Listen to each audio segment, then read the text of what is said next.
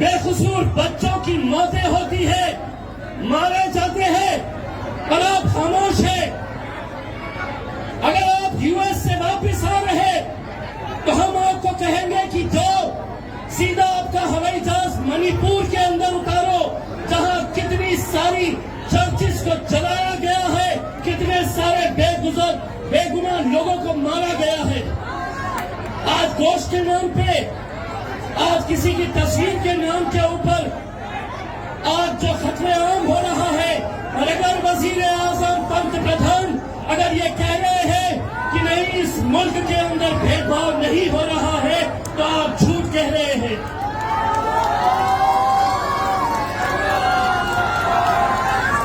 दूसरी बात, कल हमारा जलसा हुआ, यहां से बुंडाना जिले के मलकापुर के अंदर ये जलसा हुआ। खामोश बैठिए, अगर नहीं सुन रहे तो बाहर चले जाइए। यहाँ पर असदुद्दीन अवैसी साहब आपके बीच में आपका शायद आया हुआ है। हम ये हुल्लड़बाजी देखने के लिए नहीं आए हैं, कुछ अहम बातों के ऊपर आपकी आंखें खोलने के लिए आए हैं यहाँ पर। कल हमारा मलकापुर के अंदर एक जलसा हुआ, अल्हम्दुलिल्लाह बेहिसाब लोग उस जलसे के अंदर शरीक हुए, लेकिन आज हमको ये खबर देखने को मिलती है कि उस जलसे के अंदर, उस जुलूस के अंदर मीडिया वालों ने खबर चलाई कि वहां पर अलग अलग तरह के नारे लगाए गए हैं। मैं उन मीडिया वालों की कड़ी निंदा यहां पर करता हूं।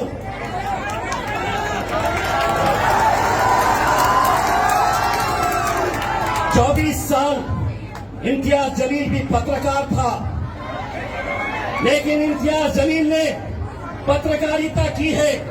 आज तुम जो कर रहे हैं वो भड़वागिरी कर रहे हो। जाओ और सुनाओ अपने मालिकों को। इस देश के अंदर अगर आज इस देश के अंदर जाति, धर्म और मजहब के नाम के ऊपर अगर कोई बांटने का काम कर रहा है,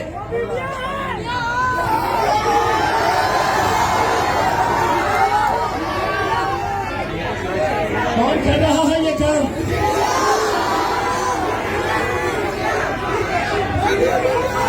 मैंने जैसे ही ये खबर आई, मैंने ट्वीट करके कहा है कि उन तमाम चैनल्स को अगर ये समझ रहे होंगे कि ये डरपोक जमात है, तो ये समझ लो किसी के बाप से हम डरने वाले लोग नहीं है।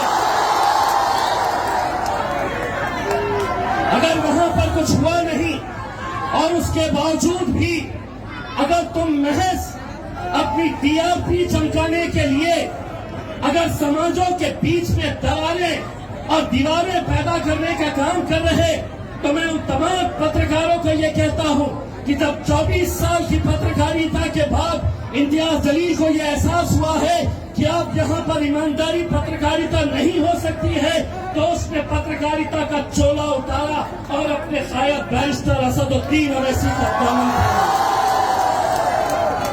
तुम भी उतारो। अगर पत्रकारिता नहीं करनी है तो उतारो और जाकर उन बजरंग दलियों के साथ मिल जाओ, उन विश्व हिंदू परिषद वालों के साथ मिल जाओ, क्योंकि वो जो काम कर रहे हैं वही काम तुम लोग कर रहे हैं। एक चैनल वाला कहता है कि अकोला में रुके नहीं क्योंकि इन्हें डर था।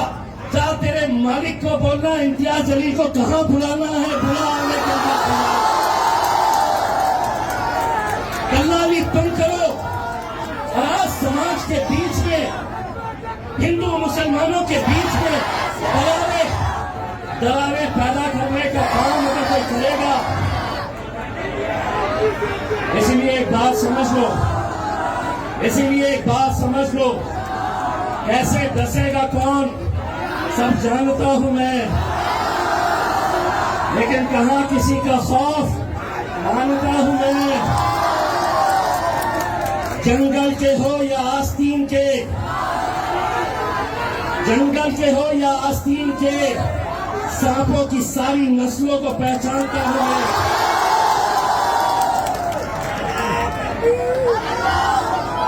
मुझे मालूम है इस मुल्क के अंदर 2 एम है, 2 एम। एक तो मीडिया और दूसरा वहां पे जाकर जो झूठ पे झूठ, झूठ पे झूठ, झूठ पे झूठ।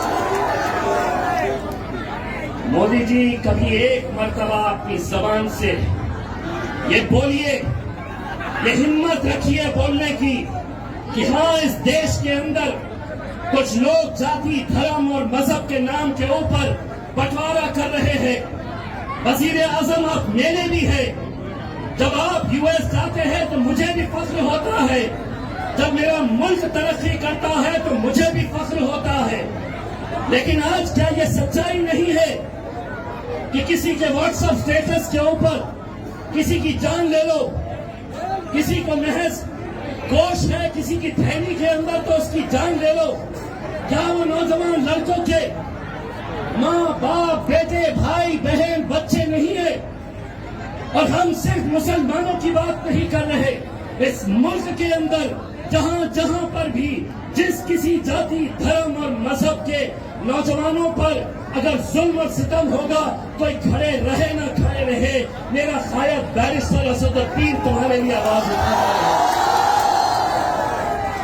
इसीलिए मेरे भाइयों, जब पार्लियामेंट के अंदर जब हम जाते हैं तो बैरिस्टर असदुद्दीन अवैसी साहब पहले अकेले हुआ करते थे। अब अल्हम्दुलिल्लाह अकेले नहीं है। अब इम्तियाज जलील उनका भाई और तुम्हारा भाई भी वहां पे जाकर बैठता है। अरे बनना है, कुछ करना है तो ऐसा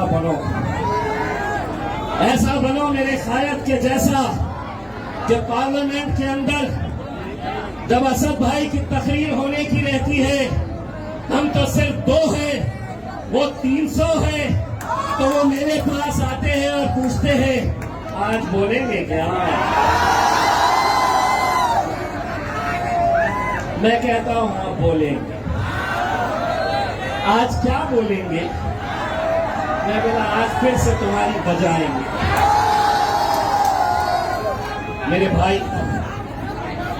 आज जिस दौर से हम गुजर रहे हैं, मैं तमाम नौजवानों से ये अपील करना चाहूंगा कि एक ऐसे मुश्किल दौर से हम गुजर रहे हैं जहां पर एक तरफ हुकूमत है, जहां पर एक तरफ सरकारें हैं, जहां पर एक तरफ पुलिस वाले हैं, जहां पर एक तरफ मीडिया वाले हैं। तुम्हारा अपना कोई नहीं है। इसीलिए आज ये हम सब की जिम्मेदारी होती है। अगर इस मुल्क के अंदर कौमी एकजहती बरकरार रखनी है, अगर इस मुल्क के अंदर अगर भाईचारगी अगर जिंदा रखनी है, वो तहजीब, वो हमारी संस्कृति जो पिछले 75 सालों से हमने जिसे समेट कर रखा है, आज महज क्या वजह है कि अचानक नए नए मुद्दे सामने आ जाते हैं। आज जब ये मामला निकला तो देवेंद्र फडणवीस साहब भारतीय जनता पार्टी के उप मुख्यमंत्री और गृह मंत्री ने ये कहा कि हम देखना चाहते हैं कि ये औरंगजेब की औलाद कौन है। मैं आपको कह रहा हूं देवेंद्र फडणवीस साहब, इम्तियाज जलील आपको कह रहा है, बताओ पिछले 75 सालों के अंदर क्या वजह है कि एक राजा जो 400 साल पहले था, उसकी कभी भी कोई जयंती मनाई नहीं गई, कहीं कोई पोस्टर नहीं दिखा, किसी ने व्हाट्सएप के ऊपर नहीं रखा। ये भारतीय जनता पार्टी सत्ता में आती है और अचानक ये मुद्दा इसलिए खड़ा किया जाता है कि समाज के बीच में दरार पैदा करो और हम सत्ता का मजा लेते रहो। एक बात अच्छी तरह से समझ लो, हम सत्ता के भूखाधिकारी नहीं है, हम सत्ता के लालची नहीं है, इस मुल्क से हमें मोहब्बत है। मैं तमाम नौजवानों से यह अपील करना चाहूंगा, जिसे हुल्लड़बाजी करना है वो यहां से निकल जाए, बैठ जाइए बाकी के। ये चंद लड़के जो सामने खड़े हुए हैं,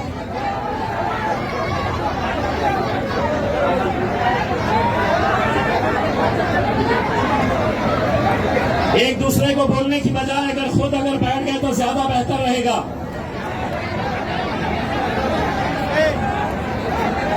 यकीन मानिए, अगर आप नहीं बैठेंगे तो असद अवैसी साहब अगले 5 मिनट में हम यहां से उन्हें लेकर चले जाएंगे। हम कोई हंगामा या हुल्लड़बाजी करने के लिए नहीं आए हैं, हम आपको बताने के लिए आए हैं कि इस मुल्क के हालात कैसे हैं। ए सामने वाले बैठे नीचे।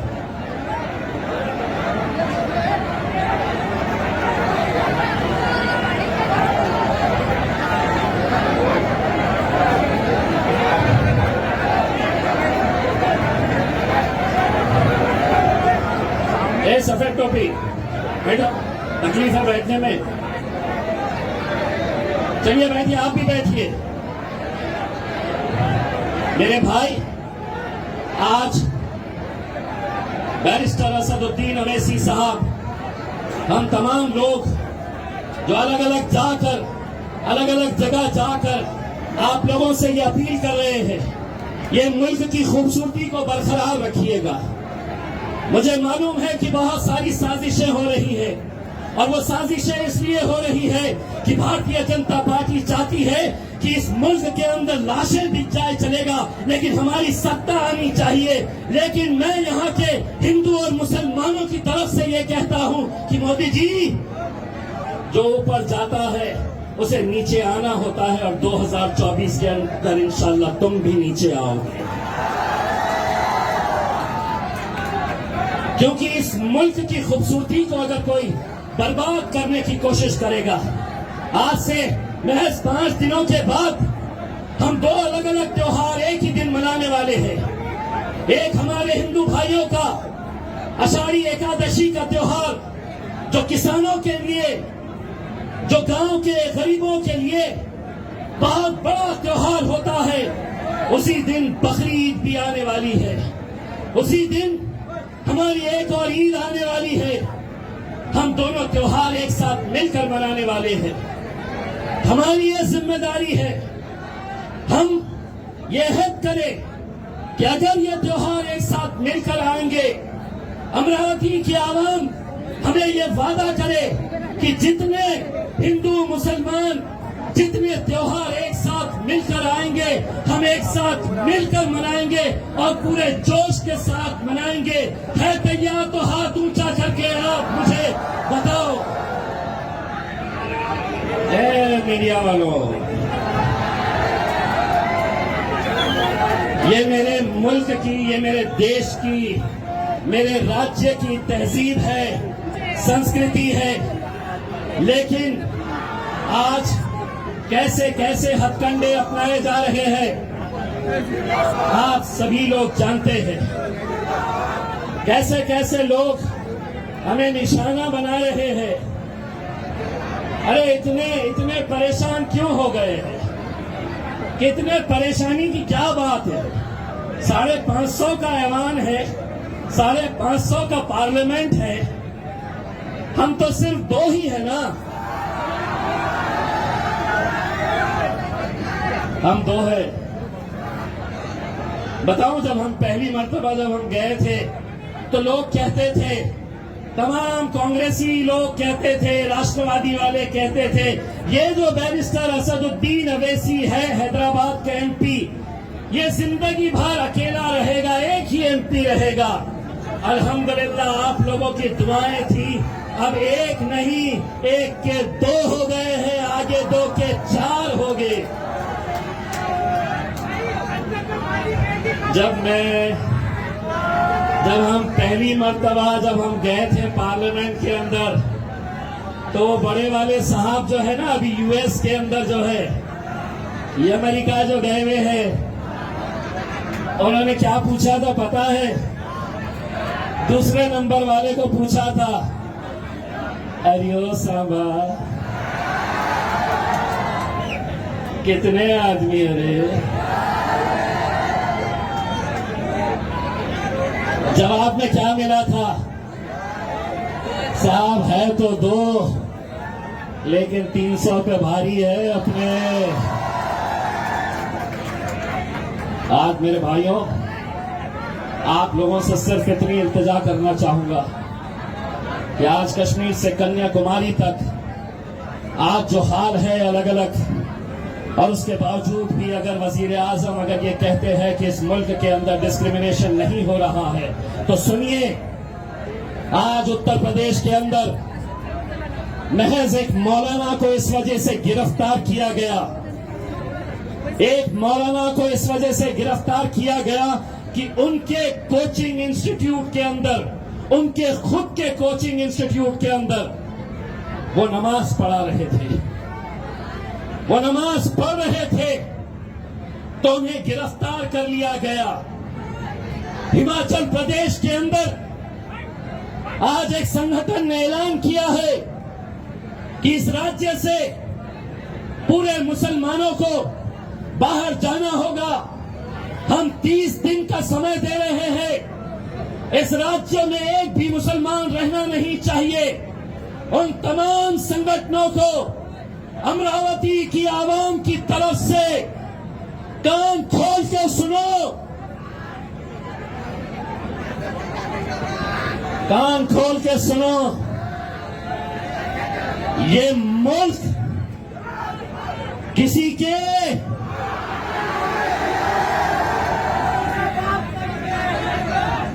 आधा मैं बोलूंगा, आधा तुमने बोलना, नहीं तो ये खड़े हैं ना, कल फिर लगा डालेंगे हमारा बाप निकाला। सुनो, आधा मैं बोलूंगा, और ये जो बोल रहा हूं, ये अमरावती के नौजवानों की तरफ से बोल रहा हूं, अमरावती के बुजुर्गों की तरफ से बोल रहा हूं, अमरावती की मेरी माएं और बहनों की तरफ से बोल रहा हूं, अमरावती के तमाम हिंदू, मुस्लिम, दलित, सिख, ईसाई, इन सब की तरफ से बोल रहा हूं। और छोटे मोटे जो प्यादे हैं, सिर्फ उनको नहीं बोल रहा हूं, बल्कि मोदी जी,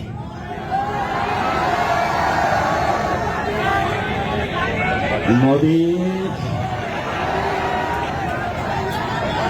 आप भी सुन लो, और आपके ये जो प्यादे जो समझ रहे हैं कि हम इस मुल्क के अंदर कुछ भी कर सकते हैं, उनको सबको कह रहा हूं, और सुनो, ये मुल्क तुम्हारे, अबे बाहर तक तो आवाज जाने दो, ये मुल्क तुम्हारे। अब मेरे पे केस होता है का घंटा होता है, मैंने आधा बोला, आधा इन्होंने बोले। अब कांग्रेस वाले बोलेंगे इस पे केस करो, राष्ट्रवादी वाले बोलेंगे इस पे केस करो, ये जो रिकॉर्डिंग कर रहे हैं वो फॉरवर्ड रिवाइंड करेंगे, और आखिर में इनके हाथ में क्या आएगा मालूम है? बाबा जी का। इसीलिए हम जब तक सीधे हैं तो सीधे, हमको नहीं छेड़े तो अच्छा है, वरना अगर छेड़े तो हम अब होता केस, क्या मिलता? इसीलिए आज ये वक्त की जरूरत है कि जिस दौर के अंदर नौजवान बच्चों का कत्लेआम हो रहा है, मेरे साथ हमारे वर्किंग प्रेसिडेंट जनाब डॉक्टर गफ्फार खाजरी साहब हैं। पिछले 10 दिनों से डॉक्टर गफ्फार कादरी साहब का काम क्या है, तो कभी जलगांव जाओ क्योंकि एक नौजवान लड़के का कत्ल कर दिया गया, कभी अहमदनगर जाओ क्योंकि एक नौजवान लड़के को मार दिया गया, कभी श्रीरामपुर जाओ, कभी कोल्हापुर जाओ, कभी इगतपुरी जाओ, कभी नासिक जाओ। कब तक हम बेकसूर नौजवान बच्चों की लाशों को हम गिनते रहेंगे? इसीलिए मैं आज उन तमाम पुलिस वालों से भी कहता हूं, बहुत अच्छे मैंने पुलिस वालों को देखा है। आपके कमिश्नर नवीन रेड्डी साहब को भी मैं बहुत अच्छे तरीके से जानता हूं, एक अच्छा ऑफिसर है। लेकिन मैं नासिक के उसी एसपी से पूछना चाहता हूं, अगर तुम्हारे इलाके के अंदर 10 दिन में 2 नौजवान लड़कों को दिन दहाड़े बजरंग दल के गुंडे अगर मारते हैं और अगर तुमसे वो संभाले नहीं जा रहे, तो एसपी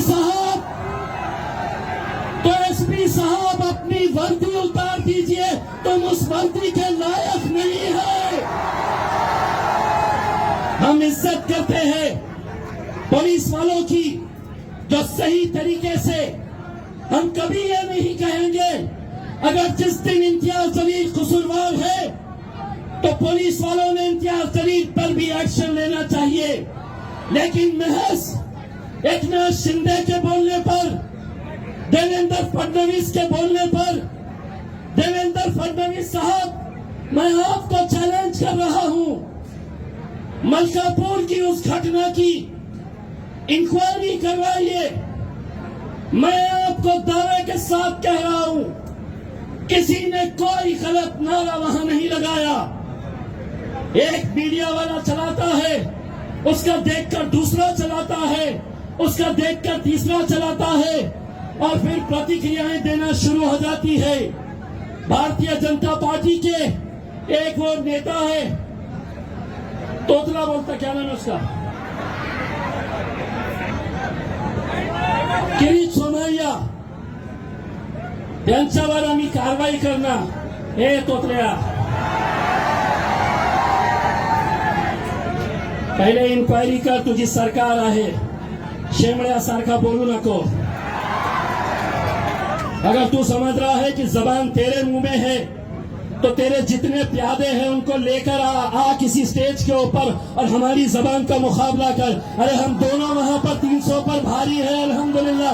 तू किस खेत की मूली है रे? लेकिन जिसको मौका मिल रहा है, समझ रहे हैं कि इनके आगे कौन है, इनके पीछे कौन है, इनके तरफ से कौन लड़ने वाला है। कोई नहीं लड़ने वाला है, कोई नहीं लड़ने वाला है। ये तुम ही लोग हैं। कभी अपने गिरेबान में झांक कर देखो, इस शहर से, इस जिले से जिस खासदार के लिए तुम लोग अपने घरों के बाहर निकले थे, क्या मिला तुम्हें बदले में? क्या मिला बदले में? कितने लोगों ने उसे वोट दिए थे? कितने लोगों ने दिए थे? कहां है वो लोग जो कहते थे कि नहीं, हमको सेक्युलरिज्म को जिंदा रखना है? लो, क्या मिला है तुम्हें हिस्से में, बदले में? अरे जो तुम्हारी खासदार अपनी धार्मिक किताब को राजनीति का एक मुद्दा बना देती है, तो सोचो उसकी सोच कैसी होगी। जीत हार कुछ भी हो, लेकिन अगर इस तरह की अगर घटिया राजनीति अगर इस देश के अंदर अगर होने लगी, तो ये देश कहां जाएगा? कहीं ना कहीं इसके लिए तुम जिम्मेदार है, कहीं ना कहीं को जिम्मेदारी उठाओ। और मैं तो असद साहब को कह रहा हूं कि असद साहब इजाजत दे दो। एक बार मैंने विधायक औरंगाबाद से जीता, दूसरी बार अल्हम्दुलिल्लाह इनकी दुआओं से मैं दिल्ली तक आ गया, सांसद बन गया। अगर आप इजाजत दे तो मैं यहां से आकर लड़ लूं और फिर उसको बताता हूं कि कैसा जीतना हो जाता है। आज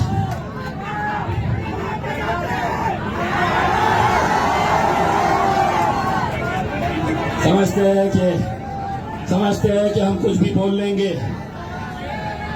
कुछ भी हम बोल लेंगे और इन लोगों को सबको सुनना पड़ेगा, इन सबको सुनना पड़ेगा। और सुनते आए हैं। पिछले 75 सालों के अंदर हमने क्या किया है? तो बारातें उनकी सस्ती थी, घोड़ी पर वो बैठते थे और हम क्या? तो हम ढोलक के सामने नाचने का काम करते थे 75 सालों के अंदर। अरे बैरिस्टर असदुद्दीन अवैसी साहब जब मैदान में उतरे तो उन्होंने एक ही बात कही, अब बहुत हो गया हमारा नाचना, अब घोड़ी पर भी हम ही बैठेंगे और नचाएंगे तुमको इंशाअल्लाह।